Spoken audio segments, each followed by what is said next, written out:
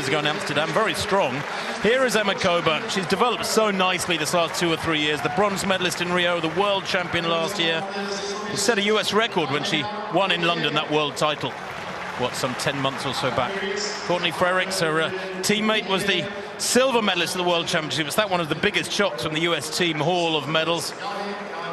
Aisha Prout, we've just roared past there, the Jamaican who won the Commonwealth title a couple of months back on the Gold Coast. She was only eighth in Rome, although was close to her personal best a week ago tonight. Look out too for Purity Karui, the Commonwealth champion in Glasgow back in 2014. Strong field, this one. Well, the first 3 women from the World Championship race are running in this. Emma Coburn, Courtney Frerichs and Haivin Kiyeng, the world champion back in 2015. And the pacemaker here is due to go out at 6 minutes for 2,000 meters. The first pacemaker, Anne Gatoni, 1 kilometer in 3 minutes. The second pacemaker, Tuigong, 2 kilometers in 6 minutes. That would be 9-minute pace. And if I remind you, then the history of this event, only 4 women have ever gone under 9 minutes. If they get down towards that sort of time here tonight, it will indeed be a special run. Well, I'm looking forward to Coburn, and the pace that you've suggested, Tim, would be brilliant if she could get under 9 minutes. She thinks she can. She's going for it tonight. I'm also interested in Grovdal, the Norwegian. You mentioned, she ran a half marathon earlier this year. She gave up steeplechasing in her early career, 2011. Has only did 1 last year and ran 9:13, 1 race. And here she is tonight. So I'm really interested to see Coburn. What's going on? Coburn's gesturing. What is going on? That's a very good question. I don't know if she's gesturing that barrier they just cleared was in the wrong place or is too low or what. But you're right, that was very rare, very unusual. It was almost like Mo Farah in the London Marathon a couple of months back, and he was gesturing and moaning about his It's too high, Tim. It's been set too high. The barrier that's at the 1,500 meter start is for the men's height. I just had a look through my binoculars. It's at the highest setting, and she's trying to obviously gesture to the officials. Nobody's taking any notice. Actually, I can see an official walking over now. Yep, he's making the adjustment. The athletes, meanwhile, coming down the home straight, have cleared just over 1.5 laps. And Coburn in 3rd place on the inside will expect that adjustment to have been made. That is amazing. Great shame, because of course the officials at meetings like this, all amateurs, they give over their time so freely, but you need the standards to be maintained, and that is not unforgivable, but it's a great error. It won't invalidate the performance, of course, because they'll have done more than required, the athletes who finished this race. As they come to the barrier that was to blame there. It's still at the highest setting. They didn't have time to reduce it. He was on his own, so that's twice now they've gone round. I mean, we're not going to probably get a look at it. I'm not sure the director has realised, but it's still at the highest setting as far as I can see. You can see there the barrier there. It's at its lowest setting. I know, sorry to keep going on about this, but this is important. And if it's not altered, and I cannot see anybody. There is one official there, but he needs somebody else with him to help. Anyway, race carries on. It's like the goalposts in a game of football being 18 inches too close together, isn't it? I mean, it just makes the job a little bit harder to score in soccer. It would make it a little bit harder to clear the barriers for these ladies. But Tuigong Gatoni, the first pacemaker, still at the front. Gatoni, the original pacemaker's job is pretty much done. 3 minutes, they're supposed to get to 1,000 in, and they're 3:01.8, so a little bit off schedule.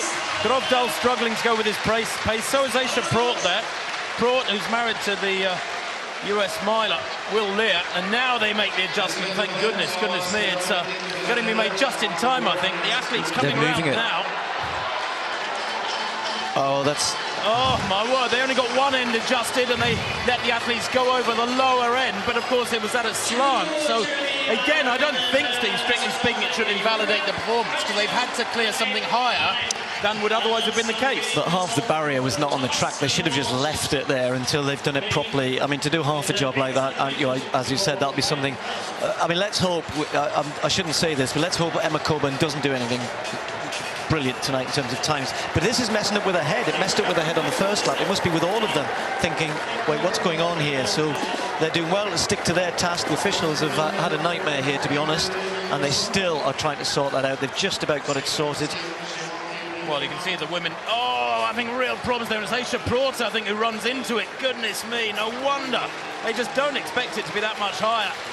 Well, this is the second pacemaker, Tweegong, who leads them through with 4 laps to go. Emma Coburn, the world champion, in second place. Coburn, who fell so heavily at Rome on the final water jump, and I had a chat with her at lunchtime today. I said, "Are you going to stay on your feet tonight?" She said, "Absolutely." She said, "I can guarantee I will stay on my feet." But I bet she wasn't expecting a challenge of this nature at the Bislett Games. The barrier has now been adjusted correctly, and they clear that one okay as they head into the back straight with about half the race gone.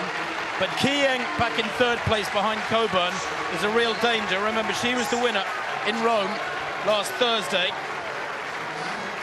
Well, the pace, Tim, through that, despite all of this, through that first 1,000 metres was 3:01 or just inside 3:02. But they've slowed a little bit since then. But I think it's interesting here that Coburn, she's not quite sure whether to try and get in touch with the pacemaker who's pushing on at this point and would break her away from Kiveng, or whether to hold back. She's almost in a little bit of no man's land because the pacemaker's going to drop out shortly. But at the moment, Coburn just has that little gap. You feel as though she could see that. She looks as though she's working so hard, though, doesn't she? And this has been a tough race already, the barrier and everything else. Now Coburn's going to be in the front with just a few metre lead. Just over 3 laps to run then, and Emma Coburn has a couple of metres lead over Hyven Kieng of Kenya. The Olympic silver medalist in Rio finished 1 place ahead of Coburn there, and 3 places ahead of Coburn in Rome last week, where the American, after getting herself up off the ground from that fall at final water jump, finished in 4th place behind a trio of Kenyans. Coburn, great technician, clears that barrier well. She is strong, doesn't have a fantastically quick finish, but she's very strong. She likes a strong run from home, and I think that's what she's trying to employ now, is just begin to wind this one out over the second kilometre. 6 minutes on the clock, just over 6 minutes on the clock, as they should come to 2 kilometres, and that one was a 3:07. Goodness me, 6:01.8, 3:07 for that one, for just outside 6:09 at 2K. It's well outside the tempo that'd been hoped for, Steve. But that, you're right, it probably plays on your mind pretty drastically, that sort of thing, even though strictly speaking it shouldn't. We're all fallible.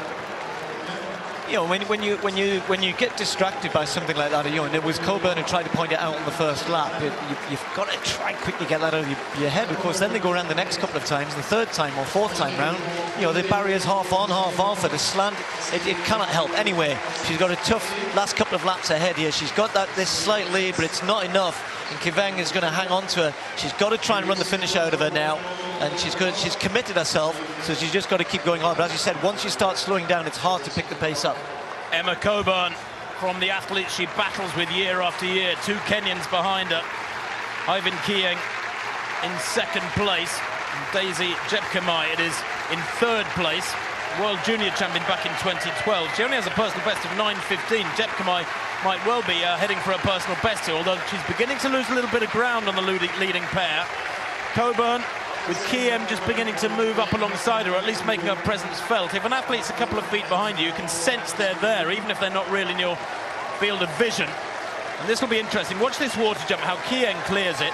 No foot on the barrier, skips over it, whereas Emma Coburn puts 1 foot on the barrier and drives off to aim for dry land. I asked her whether or not she's tried that hurdling technique, and she said no, she hasn't. She's never tried to adopt the African technique of hurdling the water jump barrier without putting 1 foot on it. But with just over a lap to run, Steve, this is building into a great clash, a nice rematch of the race last week, where we never saw what Emma Coburn could do without that fall. First move being made by Kiveng, and Coburn probably won't be too disappointed about that. She's got a better technique when they're running quicker, and she did say she thought she could have gone on to win that race, as you were saying, Tim, but I'm not convinced. And at the moment, it looks like Kiveng has just got a little bit more pace. Coburn has not got much to respond here, and already there's a 2 or 3 metre gap, but there's still 300 to go. Well, Coburn has got to dig really deep here. Kieng, arms flailing, 3 running style, has got about a 3, maybe a 4 metre gap now. She's pulling away all the time.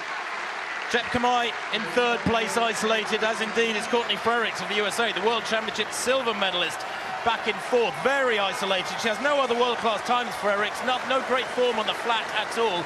She's being chased hard by 2 or 3 athletes, but they take the water jump for the final time. Kieng clears it well. Coburn looks a little bit laboured there with that drive off the water jump barrier. Comes into the straight now, and Kieng it is, who continues to turn those legs over just a little bit quicker than Coburn, who's beginning to come back, mind you. Good hurdling technique from Coburn there. Little overstride as she came off that barrier. Is she going to get there? I don't think so. It's going to be very tight. She has closed, but not quite there. Misses it by a couple of feet. The win goes to Hyven Kieng.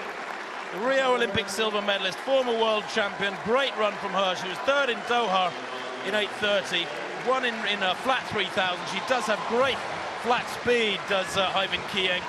She held off a bold charge there from Eva Coburn over the last 60 or 80 metres. The winning time 9:09.63, so that final kilometre just a click outside 3 minutes, which was the average pace they were hoping for. But Steve, it sort of underlines what a good race that was, but the time underlines just how tough getting down towards 9 minutes really is. You can't take it for granted. Absolutely not. It's still only a couple of seconds off the meeting record, Chemos 9:07, so it shows you how good a race it was nonetheless. Now, that was 6 years ago. This race will be remembered for this, though.